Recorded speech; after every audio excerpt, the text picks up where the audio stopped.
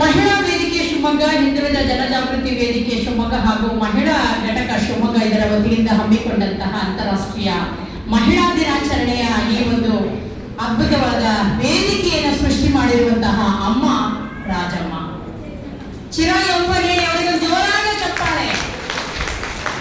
ಕೇಳಿಸ್ತೀರ? ಚಪ್ಪಾಳೆ ಜೋರಾಗಿರ್ಬೇಕು ನೋಡಿ.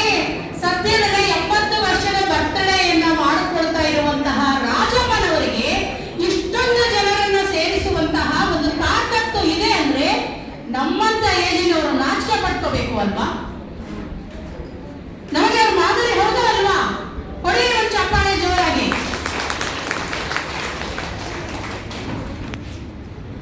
ನಿಜವಾಗ್ಲೂ ನಾವು ಎಷ್ಟು ಕಾರ್ಯಕ್ರಮಕ್ಕೆ ಪ್ರಸ್ತುತನೋ ಎಷ್ಟು ವ್ಯಾಲ್ಯೂನೋ ಅಂತ ನನಗಂತೂ ಗೊತ್ತಿಲ್ಲ. ನಮ್ಮನ್ನು ನಾವು ಪ್ರಶ್ನೆ ಮಾಡ್ಕೋಬೇಕು.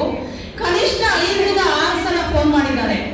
ಆಗ್ಲೇ ಮಂಜುಳಾ ಮೇಡಮ್ ಹೇಳಿದ್ರು, ಈಗಾಗಲೇ ನಿರ್ಗಮಿಸಿದವರು ಪದೇ ಪದೇ ಫೋನ್ ಮಾಡ್ತಾ ಇದ್ರು. ಮೀಟಿಂಗ್ ಅಲ್ಲಿ ಇದ್ದಾಗಲೂ ಒಂದೊಂದ್ಸಲ ಡಿಸ್ಟರ್ಬ್ ಅನಿಸ್ತಾ ಇತ್ತು.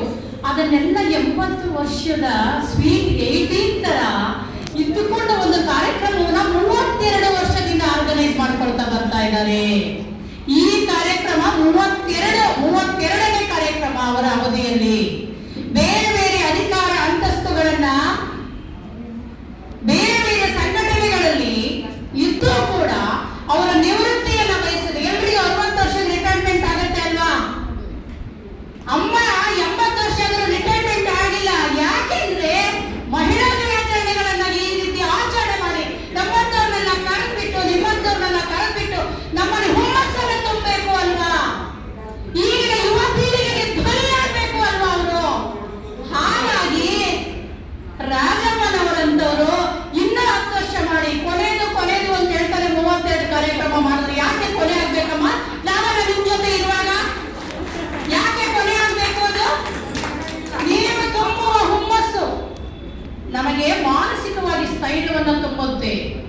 ಒಂದು ಕಾರ್ಯಕ್ರಮ ಮಾಡುವುದು ತುಂಬಾ ಕಷ್ಟ ಇದೆ. ಸರ್ ಹೇಳಿದ್ರು, ಹೋದ ವರ್ಷ ಒಂದು ಕಾರ್ಯಕ್ರಮ ಮಾಡಿದ್ವಿ ಪಕ್ಕದ ಬಿಲ್ಡಿಂಗ್ ಅಲ್ಲಿ 1200 ಜನ ಕರೆದು ಕಾರ್ಯಕ್ರಮ ಮಾಡ್ಬೇಕಾದ್ರೆ 2 ತಿಂಗಳು ಶ್ರಮ ಪಟ್ಟಿದ್ವಿ. 6 ತಿಂಗಳು ವೆಯ್ಟ್ ಲಾಸ್ ಆಗಿತ್ತು ನಂದು.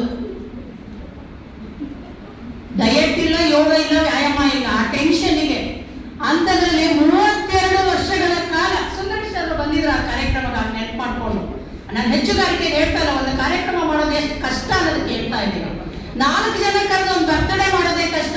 ಈ ಹಾಲ್ ತುಂಬವರೆಗೂ ಕರೆದು ಇಂಥ ಕಾರ್ಯಕ್ರಮ ಮಾಡ್ತಾರಂದ್ರೆ ಧೀಮಹಿ ಶಕ್ತಿ ಇರುವಂತಹ ರಾಜಮ್ಮನವರು ಇವತ್ತು ನಮಗೆ ಎಲ್ಲ ವೇದಿಕೆಯ ಮುಂದಿರುವ ಪ್ರತಿಯೊಬ್ಬ ವೀರ ಮಹಿಳೆಗೂ ಒಂದು ಮಾದರಿಯಾಗ್ತಾರೆ. ಹಾಗಾಗಿ ಇವತ್ತಿನ ಕಾರ್ಯಕ್ರಮ ಪೂರ್ಣವಾಗಿ ಯಶಸ್ಸಾಗಿದೆ ಅಂತ ಹೇಳಿ ನಾನು ಭಾವಿಸ್ತೇನೆ. ಆಗ್ಲೇ ಚೇರ್ಗಳನ್ನ ಆ ರೂಮಿನಿಂದ ಕೆಳಗಿಂದ ಎತ್ಕೊಂಡ್ ಬಂದ್ರು. ಇಲ್ಲಿ ಚೇರೇ ಸಾಕಾಗಿಲ್ಲ, ಇನ್ನೇನ್ ಬೇಕ್ರಿ ಕಾರ್ಯಕ್ರಮದ ಯಶಸ್ಸಿಗೆ? ಅಮ್ಮ, ನೀವು ನಮಗೆಲ್ಲರಿಗೂ ಸ್ಫೂರ್ತಿ ಅಮ್ಮ. ಇದಕ್ಕಿಂತ ಹೆಚ್ಚಿಗೆ ಭಾಷಣ ಬೇಕೇನಮ್ಮ ಅಲ್ವಾ? ಹಾಗಾಗಿ ವೀರ ಏನು ನಮ್ಮ ರಾಜಮ್ಮನವರಲ್ಲಿ ಇರುವಂತಹ ಧೈರ್ಯ, ಸ್ಥೈರ್ಯ, ಸಂಘಟನಾ ಮನೋಭಾವ ಮತ್ತೆ ಮಹಿಳೆಯನ್ನ ಬೆಳೆಸಬೇಕು ಅನ್ನೋ ಒಂದು ಅವರ ಮನಸ್ಥಿತಿ ಇದೆಯಲ್ಲ, ಮನೋಭಾವನೆ ಇದೆಯಲ್ಲ, ಸಂಘಟನಾ ಶಕ್ತಿ ಇದೆಯಲ್ಲ, ಇಂದಿನ ಮಹಿಳಾ ದಿನಾಚರಣೆ ಯಶಸ್ವಿಯಾಗಿದೆ ಅಂತ ಹೇಳಿ ನಾನು ಭಾವಿಸ್ತೇನೆ.